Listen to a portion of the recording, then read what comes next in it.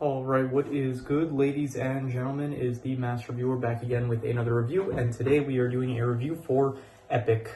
This is a rewatch for me. This is my second rewatch of the film, and it's in preparation for a comparison video, which I will hopefully be getting to in the coming days. And I'm gonna be honest, I'm a bit pressured on time because I do have to stop in about hopefully I'll have about 12 minutes to do this review, so I am a bit pressured on time, which it's not ideal, but I do want to get this out because otherwise I don't think I'm going to be able to get this out for, I don't think I'm going to have time tomorrow, and I did watch the film today, and I don't want to have to wait until maybe possibly, I want to get it out the day that I review the film, and I don't want to wait 2 days before I get the review out, so let us just begin, starting off with the plot/adventure. And the plot of this film is that basically you have the main character, Mary Catherine. She is going to see her dad after it's basically hinted that her mom died, and so she's now going back to see her dad, which she hasn't seen in years. And so they kind of reconnect, but her dad, Bomba, that's his name, he is very engrossed in his work where he is trying to prove basically that there are tiny people, and there is basically a group of, there's a world inside the forest composed of small people as well as insects and animals and stuff. So he is devoting all his time and resources into proving that this world exists, and Mary Catherine just kind of wants him to be, or she goes by MK in the movie, she wants him to be a normal dad basically, but then there really is a secret world, and so in that secret world there is Queen Tara, who is supposed to pick a new blossom to be, she picks a blossom, and then you bring that blossom into the moonlight on a summer solstice, and then it replenishes, not replenishes, but it basically grants someone the power to grow the forest or whatever, so that way the darkness and it's kind of weird. I'll say this right now, I really like the world. It's the rules of it though are a bit confusing, so but anyway, she has to basically pick out a blossom, and then she has to make sure that it gets to a certain place safely in order for it to be to bloom in the moonlight basically. So you have that happen. She is accompanied by Ronan, who is the head of the Leaf Guard, which are the I think that's what they're called, the Leaf Men, whatever they are. So he is the head of them, and they are meant to protect Queen Tara, and then the villain Mandrake, as well as his son Dagda. Dagda, he, spoilers I guess, dies pretty early on in the movie, but then Mandrake is basically the antagonist that is trying to he's trying to get the blossom for himself in order, because if the bud blossoms in darkness, then he gets basically the powers of replenishing nature that would go that the forest would get if it blooms in the moonlight. He would get those powers, but in reverse, the power of unlimited decay or whatever. So he is trying to get that, and so yeah, basically the struggle. I'm gonna skip ahead a bit. So Queen Tara, she ends up. So I reviewed this. I watched this a few hours ago. I'm not recording this at an ideal time, but I'm trying to recall what happens. So Queen Tara, she ends up picking a blossom, and then they get ambushed. Mandrake and his forces attack them, and Queen Tara ends up dying in the process. And MK, as she runs away from her father and his house, she ends up in the forest, and she sees Queen Tara die, and so from there she somehow Queen Tara basically gives her the blossom, and she ends up shrinking, and so the movie becomes now she is on a mission along with Ronan and the other lead character Nod. Nod is a Leaf Guard, who is a Leaf man that is not very responsible. He's a one-man show, he doesn't work well in a team, that kind of character. And so their goal is basically Queen Tara basically tells them to go to Nimgalu. I think that's what it was called. It's the character's name. I don't remember if that's the actual place that they were supposed to go. I'm pretty sure though it's called Nimgalu. So they have to go there because the Queen Tara told them to go there, which is I was thinking about it. It's kind of stupid because Queen Tara could have basically just told them bring the blossom to safety, and then go to Nimgalu to find out the answers of what to do. But instead they go with the blossom to Nimgalu, where they meet the guy in charge there, who his name is apparently Nimgalu, but I think the place is also called Nimgalu. I'm not really sure about that, but they go to him. He basically tells them that, explains to them that they have to need the blossom they need it to bloom in the moonlight, and so they're basically now they have to try to bring it back to the Leaf Men, but then Mandrake ends up ambushing them, and then from there, he ends up kidnapping. There's also these two, there's a slug and a snail along with Nod, MK, and Ronan called Grub and Mub that are just along for the journey. They're the caretakers kind of the blossom. So Mandrake ends up kidnapping them, and then his goal is basically, once again, keep it alive, have it bloom in the darkness, so that way he gets like unlimited power, something like that. So then they nod MK, Ronan, they come up with a plan in order to get the Blossom back. They succeed in doing so, but Ronan ends up kind of like getting, not captured, he ends up escaping, but yeah, so they get the Blossom back, and then they bring it back to their base, and then from there, the final act of the movie is basically they need to Mandrake shows up to the place, and he's using a bunch of bats to cover the moonlight to make sure that it doesn't bloom. So it becomes a battle between like the forces of good, the forces of evil, and yeah, ultimately Mandrake ends up getting defeated, and the Blossom ends up blooming in the moonlight. And so a new girl she was like at the start, there was like a girl that said she wanted to have the powers of Queen Terra, and so yeah. Then she ends up getting chosen, I guess, by the spirit of Queen Terra to become the next person to control the nature and stuff, and have everything blossom and stuff. So, yeah, so that happens, and then MK ends up growing big again. And by the way, Bamba, I didn't really speak about him in the film, but he is an important character as well. He's kind of like throughout the film trying to prove the existence of these characters. And at one point, MK, Nod, and Ronan, they end up going to his house in order to get like the clothing that they need in order to sneak into Mandrake's base. And so he's throughout the film, I liked him. He was good. I'll get into him with the characters, but yeah, overall the plot / adventure of the film, I would say it is it's like a 5.5. It's kind of like going from thing to thing, but it is definitely not. It's a a decent adventure, a decent plot. Like not the most. It's just kind of like going for it. It's like very much a MacGuffin kind of story where it's like, okay, we need to. We have this thing, we have to get to this place with the thing. It's like, okay, well, this thing got stolen, so we have to get it back. It's like it all kind of focuses on just like retrieving and protecting the Blossom, which is fine. It works fine for the film, so I would just give it a 5.5. So yeah, in terms of the characters, I liked, let's see, MK, she's a good lead, I guess. Nod as well. They had like some chemistry. It wasn't the best I've seen or anything, but it was fine. I like Bamba a lot. I thought he was a good father, as well as like this wacky guy that's like very invested in trying to prove this world to be real. Ronan, I thought, was great. I liked this character a lot. Queen Tara, once again, another great character. Mub and Grub, I thought they were fine. They were, meant to be like comic relief, and I think they served their roles pretty well. Buffo the Frog, he's apparently, he was like barely in the film. He was like in 2 scenes in total, so kind of just sold out the, not really sold out. He was never on the side of the, well, I'm assuming he is probably part of the side of the, by the way, I think the ones that Mandrake's forces, they're called the Gobbins, I'm pretty sure. I want to check that because I'm not exactly sure at the moment. So the Boggins, yeah. So Buffo, he was threatened, so he kind of sold the information off to the Boggins about like where to find the Blossom, I'm pretty sure it was. So anyone else, let's see here.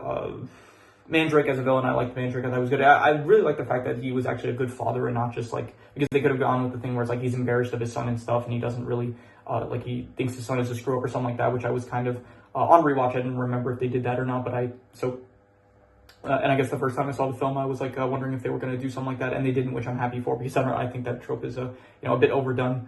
Other than that, there's Nim Galoo, who I didn't really care for. He was just like, I don't know, it felt like we already had like comic relief characters, so he was also kind of meant to be like a bit of a comic relief character, a less serious kind of character, and so just didn't feel like he worked as well as maybe he could have worked. So yeah, overall the characters, I would give, I'd go like, I think there's some characters that are definitely better than others, like Bamba, Ronan, Mandrake, Queen Tara. I think like the 2 leads, like Nod and MK, they're a bit underwhelming. They're not the most interesting lead characters or whatever. Mub and Grub, they're like fine. So overall, I'd say the characters, they're like, I'd go like a 6.5, I'll say that they are good. I don't think I would really go higher than that because of just what I mentioned about like the lead characters and stuff. But yeah. In terms of the settings, I'm going to give this honestly a 9. This is like an incredible world that they created here. This is like really, once again, I think it probably, what brings it down is the rules. I do think that the rules of the world are not the best established in terms of like how it works with the dimensions and stuff. Like Bamba, he basically said like, oh, there's the stuff, there's like a bunch of stuff going on in the forest that we just can't see because it's like kind of another dimension, so it's much smaller and stuff. So because of that, you have him, it's like weird because it's like, so the characters, they move around and they kind of, they have, it's like they're shown, but not it's weird. It's like it shows them like glitching and stuff, but then it's like you have that for certain, I don't know, the birds, like they don't glitch and stuff, but the people themselves, they glitch, and then certain things like move faster. Deers, I think they move at normal speed. I don't remember if they do, maybe they don't, but and then Ozzy the dog, who I didn't mention up to this point, but he also kind of moves at a slower speed, because apparently the humans, as well as I guess dogs, they move at slower speeds, but then certain animals don't, like birds and stuff. So I don't know, it's not the best established with the rules and stuff, but overall I think that the world is very good, very cool, very well crafted. I think it's all cool with like the armor and stuff of Leafman, as well as all the weapons, like the swords, the bow and arrows and stuff. Mandrake's like staff that he uses, I think it's all very well made and well crafted. So overall, I'm going to give the setting a 9 out of 10. I thought it was honestly incredible seeing it all. It just looked very nice, and I thought it was a very cool world. So definitely a 9 out of 10. Now, in terms of the art style, this is Blue Sky, and Blue Sky, you know, they usually have like they went with something pretty safe for this one, honestly. Like in general, I feel like Blue Sky, you think of like Robots, Ice Age, the Peanuts movie, just to name a few that I recently reviewed, Rio and stuff. It all like usually looks pretty interesting. This one though, it kind of feels like they played like a bit safer with the art style, I guess. It definitely looks a lot more on the realism side than a lot of their other projects. So for the art, but you know, I think it works. I think it works fine. I would give it like a 7 out of 10, honestly. It's like, it's pretty good. I think it does, like, even if it is on the more realistic looking side, it doesn't look bad by any means. I think that Mandrake looks pretty cool. Ronan, he looks, all the Leafmen in general, I think actually they look pretty good. Yeah, some Bomba and like MK, they kind of look, you know, they do look very realistic looking kind of compared to just other characters in just Blue Sky films in general. So it definitely, it's a more realistic looking art style, but I don't think it is bad. Honestly, it's like more like a 6.5 to a 7, but I am I'm being kind of generous with this. I'm going to give it a 7 out of 10. I guess pretty, you know, honestly, I am being a bit too generous. I feel like I want to give it a bit lower than that. I think I'm just going to give it a 6.5. I'm going to say that it's a good art style, but it's definitely maybe a bit too much on the realistic side for my liking. So, yeah, now the worst thing about this is, I'm not really sure, honestly. Probably, I could say the rules, but I feel like maybe more so just that MK and Nod, they feel a bit too basic. Like they kind of just have like, Nod is just, maybe not they're too basic, but I don't know, they felt a bit underwhelming for me, for my liking. I kind of wish that they were just, they felt overshadowed by a lot of the other characters in the film. So because of that, like them being lead characters, just, they didn't feel like the best lead characters to me. So because of that, I'm going to say that they were, I'll say like between a 5 to a 5.5, like between decent, no, sorry, between, it's like not good or bad, but more so on the good side, I'll say. So I'll be generous. I'll give them like a 5.5. I thought that they were, they're decent, like lead characters, but honestly, I liked every other character better than them. Queen Tara, Ronan, Mub, Grub, maybe even Nimgalu, Mandrake, Dagda, Bomba. Yeah, like all the other characters I kind of like more than Nod and MK. So I guess the worst thing is those two characters, as well as like I guess the plot / adventure, I also give like a 5.5. So and then finally, the best thing, I'm going to once again reuse the best score, which was the world. I think that it is really an incredible world that they made here. It is all very, very cool. All of it, the like the people that live in this world and stuff, the weaponry that they use, the whole thing with the opposing sides and all that. I thought that it is just a very creative, cool world that I was very, I wanted to see more of. Like it was just really cool all around. The only flaw being like the rules that it doesn't feel the most well established with like what animals get slowed down, or what animals have the perception of being slowed down with like, yeah, the whole thing with like I don't know, just that certain animals like got slowed down and others didn't and stuff. Like I just wish that they maybe established certain rules a bit better. So, but yeah, even so, the world is still incredible, I would say. So definitely a 9 out of 10 once again. Any other things that I did not mention up to this point? I mentioned that the rules of the dimensions are not clear.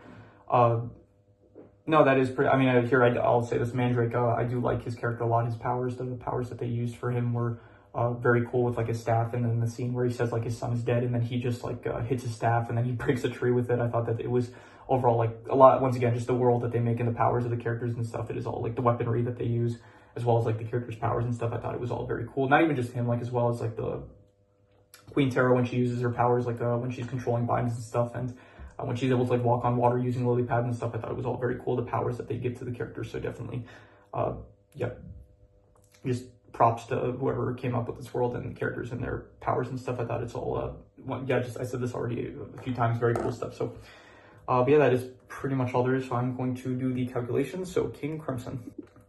All right, so it ends up coming out to about a 7, which would be pretty good. And I think I would probably give it like, I don't even, I feel like maybe a bit lower, like, it's between a 6.5 to a 7, I'd say. It's between, like, good and pretty good. There is some stuff holding it back. Like I mentioned, you can just go back and rewind if you want to hear it again, the negative stuff that I mentioned. So definitely very, out of all the Blue Sky films, I feel like in terms of Aardman, I would say like Arthur Christmas was the black sheep, and I would say in terms of the Blue Sky films, it kind of feels like Epic is the black sheep of the Blue Sky films. But definitely I would say still a positive part of the Blue Sky catalog. So definitely I would say like I would just leave it at that, like a 6.5 to a 7, I would say, between good and pretty good. And if I let my thoughts marinate a bit more, like even if it is a rewatch, I still want to let my thoughts marinate before I would give a more concrete score. So I'm just going to say between a 6.5 to a 7. All right, I'm recording this after the fact because, well, I two reasons. Number one, I let my thoughts marinate a bit longer. I would probably give it a 6.5, I think. Ultimately, I think it is just a good film. I don't think I would go as far as to say it is a pretty good film, but it is definitely still a good film. But that's not the reason that I'm doing a post recordings, because I did want to give a big thanks for the new sub record. We hit a new sub record of 48 subscribers, so big thank you to anyone that is watching the content, any new subscribers, anyone that is just watching the videos in general. Very much do appreciate it. All the support, especially recently with like the Knives Out videos, because that is a more, it's like the first time I think actually that I did a review and like content based on like an actual newly released property. So because of that, it's been seeing some engagement, which is great for the channel. So just once again, big thanks to anyone that is watching the content, anyone that is subscribed, really do appreciate it.